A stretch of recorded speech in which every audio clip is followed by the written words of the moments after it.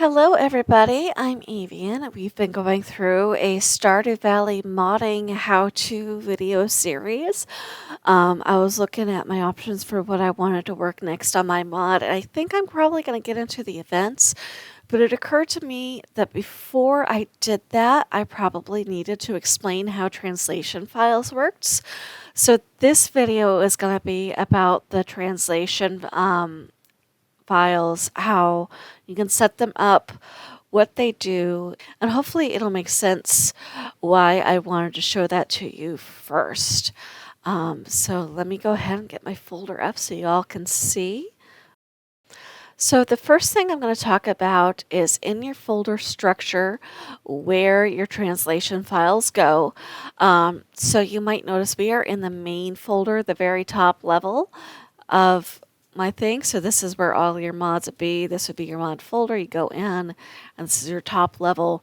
Your translation files are going to go into this one labeled i18n. And everything you put in here is going to be available for the translation. So if somebody translates your mod, say you make your mod in English and they translate your mod into German, then you would have your default translation file, and the kind person who does the translation into German would have a translation file that could get put into your i18n, and then when German was selected on the playthrough, that file would play instead of your default. So all of your dialogue strings, anything that your player reads, if you intend to do a translation file, should get put into a JSON, which then gets put into this i18n folder. Now there's a couple ways to set up your i18n folder. You can either have a default.json file, or you can have a default folder, depending entirely on how large of a translation file you may have. I have over 4 characters, if you want to count temporary characters, plus 3 rooms in a house full of strings. Plus, I'm making a festival map that will have strings. So I went for the second option. I started with a single default file, realized it was getting to be massive, and then made the default folder. I was told that the default folder was an option by Diovo over at the East Scarp modding community. I apologize if I pronounced the name wrong, but we are having a conversation about how the translation file would work and the best ways to do it. And they mentioned using a default folder and breaking it out into smaller pieces. And not only is it been easier for me to go through and keep everything updated and add new strings in as I create them, but I've been informed that it makes it a lot easier for the people actually doing the translations. And if there's another way for anybody who has done a translation, if there's another way that you find out works really well for you, if you'll put that in the comments so that people can learn about it, that would be amazing. But back into my default folder, where you can see I've got a couple a couple of JSONs here.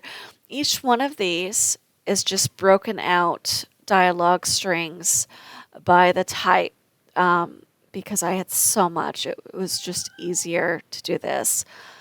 So we're going to go into the events JSON for my i18n folder.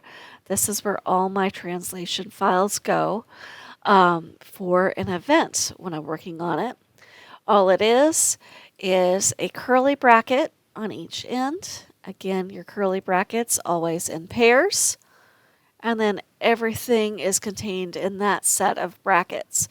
I put comments so I knew which event each string belonged to. And then what it is, I'll just show you, is you have 2 quotes, a colon, 2 more quotes, and a comma.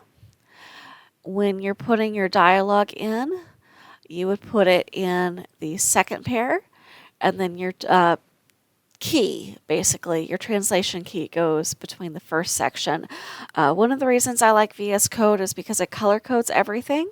So it's easier for me to look at this and know that everything in blue is going to be my translation key, and then everything in the tan is my actual dialogue. So, for example, one of the early events when you meet Father Joseph is he's waiting for the bus for his grandkids to come see him. And his first thing he says to the farmer as they pass him on the path is, "Hello, off to buy seeds." Is going to automatically replace with your farmer name. And my key was "Twins Arrive" is the name of that event. The character speaking is Father Joseph, and this is dialogue line 1, the first time Father Joseph speaks.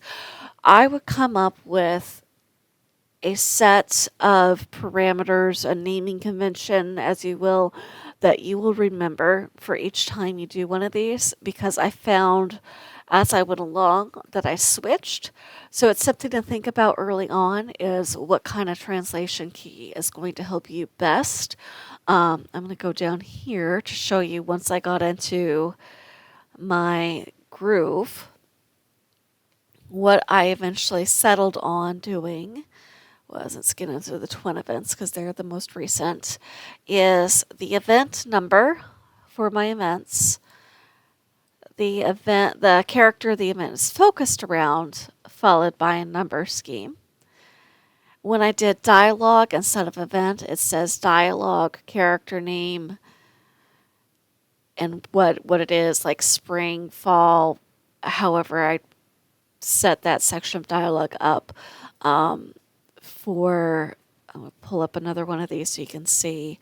For map strings, we'll do that. It's strings, where the string is at, and a number.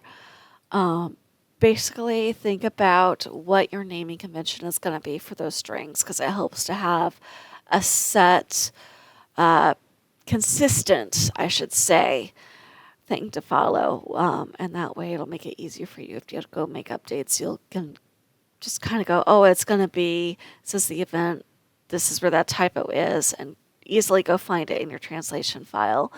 And then the next thing is, what does it look like when you're putting a key in? I'm going to switch it up. I know I was going to show you events. We'll do that in another video. I think the easiest place to show you what a key looks like is going to be in the dialogue files. Just going to open up Howie's dialogue. So you have your dialogue key is what I'm going to call this. There is a consistent, go down here, naming convention for these that are already set up by the vanilla Stardew Valley.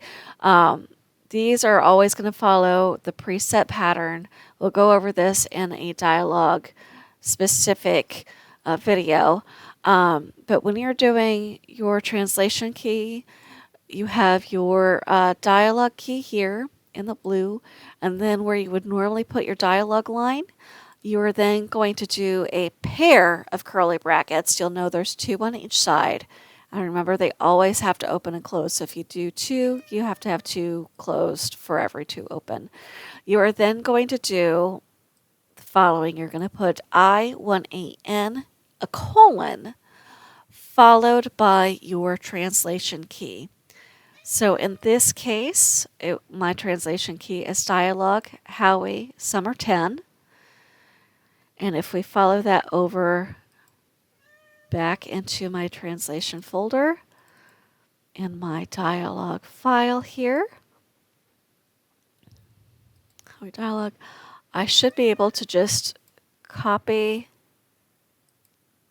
let's do dialogue, Howie, Summer 10. If I copy that, go into Control F, pulls up your search bar. I got the bracket. Here we go. You can see that over in my translation file, it is in my translation key, and then followed by my actual dialogue line, which is everybody's going to the beach tomorrow. Is it going to be crowded? That's a pre-festival line on that one.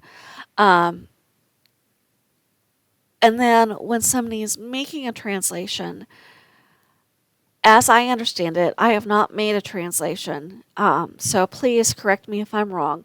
But as I understand it, when they make the translation, the translator will take the key, use the same key, and then translate the dialogue line into the language that they're transferring everything into. So instead of everybody's going to the beach tomorrow in English, it would be whatever that translation of everybody is going to the beach tomorrow is in the language. So if it's German, I don't speak German, but it would be the German variant of that. And that is the basics of how the translation file works. One thing I will say is if you are translating a file, it's a good thing to be able to talk to each other about it, because there's nuances in different languages that might not translate the same. So if I had an idiom in English, for example, like the early bird gets the worm, there's probably a variant of that that's not going to be literally the early bird gets the worm. It's going to be a comparable saying in the new language. So if you talk with the person doing the translator, they can do where they put the most appropriate saying for things like that in, even if it's not a direct translation, and that way your meaning stays the same. So definitely 100% talk to each other if you're doing a translation, because the goal is to make the existing mod accessible to people who don't necessarily speak the language that you wrote your mod in. So I hope that was helpful, and until the next video, I hope you all have a wonderful day.